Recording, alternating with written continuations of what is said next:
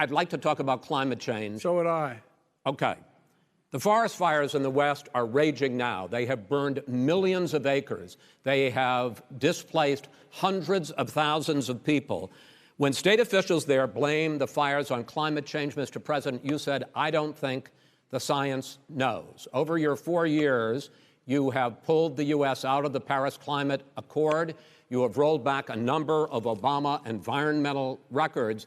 What do you believe about the science of climate change, and what will you do in the next 4 years to confront it? I want crystal clean water and air. I want beautiful, clean air. We have now the lowest carbon. If you look at our numbers right now, we are doing phenomenally.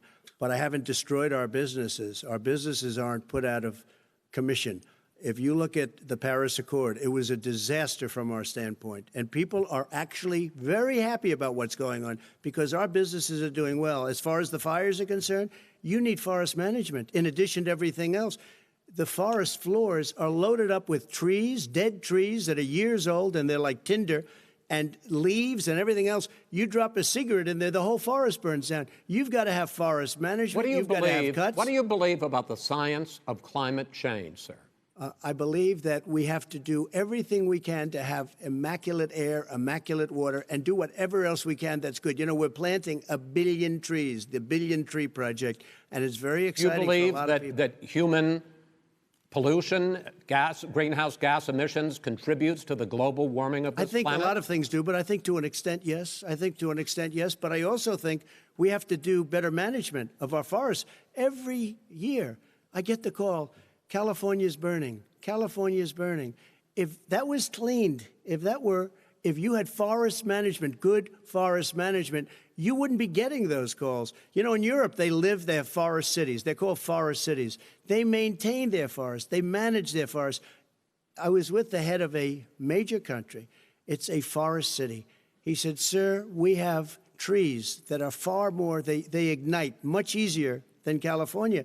There shouldn't be that problem. I spoke with the governor about it. I'm getting along very well with the governor. But I said, you know, at some point, you can't every year have hundreds of thousands of acres of land just burned to the ground. But, sir, that's burning down because of a lack of management. But, sir, if you believe in the science of climate change, why have you rolled back the Obama Clean Power Plan, which limited carbon emissions in power plants? Why have you relaxed? Because it was driving energy prices through the sky. Why have you relaxed fuel economy standards that are going to create more pollution from cars and trucks? Well, not really, because what's happening is the car is much less expensive and it's a much safer car, and you're talking about a tiny difference. And then what would happen, because of the cost of the car, you would have at least double and triple the number of cars purchased. We have the old slugs out there that are 10, 12 years old. If you did that, the car would be safer. It would be much cheaper by $3,500. In the case of California, they've simply ignored No, but you would take a lot of cars rollback off the market because people would be able to afford a car.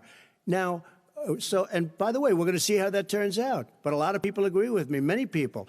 The car has gotten so expensive because they have computers all over the place for an extra little bit of gasoline. And I'm okay with electric cars, too. I think I'm all for electric cars. I've given big incentives for electric cars. But what they've done in California is just crazy. Right. Vice President Biden, I'd like you to respond to the president's climate change record, but I also want to ask you about a concern. You proposed $2 trillion in green jobs. You talk about new limits, not abolishing, but new limits on fracking, ending the use of fossil fuels to generate electricity by 2035, and zero net emission of greenhouse gases by 2050. The president says a lot of these things would tank the economy and cost millions of jobs. He's absolutely wrong, number one. Number two, if in fact, during our administration, the Recovery Act, I was in charge, able to bring down the cost of renewable energy to cheaper than or as cheap as coal and gas and oil. Nobody's going to build another coal-fired plant in America. No one's going to build another oil-fired plant in America. They're going to move to renewable energy, number one. Number two, we're going to make sure that we are able to take the federal fleet and turn it into a fleet that's run on their electric vehicles. Making sure that we can do that, we're going to put 500,000 charging stations and all of the highways that we're going to be building in the future. We're going to build an economy that, in fact, is going to provide for the ability of us to take 4 million buildings and make sure that they, in fact, are weatherized in a way that, in fact, they'll emit significantly less gas and oil because the heat will not be going out.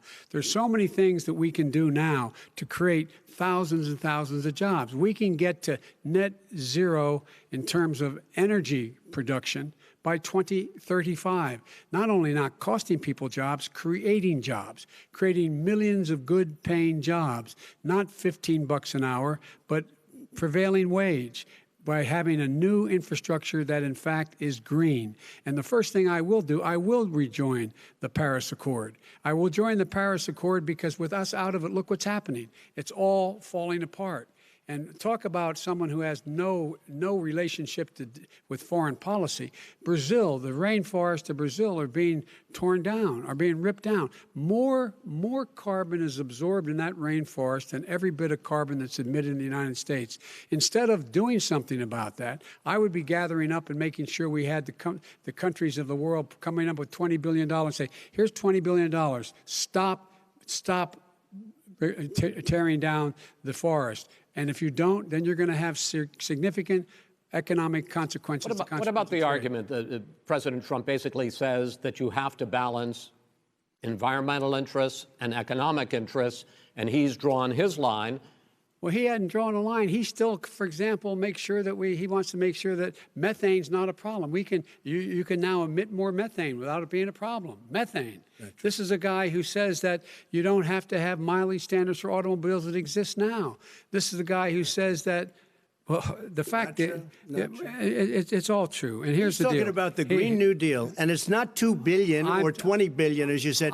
It's $100 trillion. I'm talking about where they want to rip down buildings and rebuild the building. No, it's the dumbest, most ridiculous. Where airplanes are out of business, where two-car systems are out, where they want to take out the cows too. That's not true either, right? This is a $100 trillion. Look, that's more money than our country could make in 100 years if we're not going the case. All right, let me destroy our because country. I actually wait a minute, sir. I actually have studied your plan, and it includes upgrading 4 million buildings, weatherizing 2 million homes over 4 years, building 1.5 million energy-efficient homes.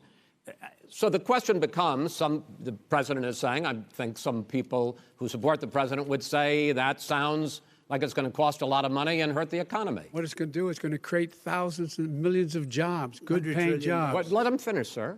He doesn't know how to do that. $100 billion. The fact is, it's going to create millions of good-paying jobs, and these tax incentives for people to weatherize, which he wants to get rid of. It's going to make the economy much safer. Look how much we're paying now to deal with the hurricanes. By the way, he has an answer for hurricanes. He said maybe we should drop a nuclear weapon on them. They may. I never said that. That's at all. He did say. You made it up. And here's the deal. You make up. We are going to be in a position where we can create hard, good jobs by making sure the environment is clean and we all are in better shape. We spend billions of dollars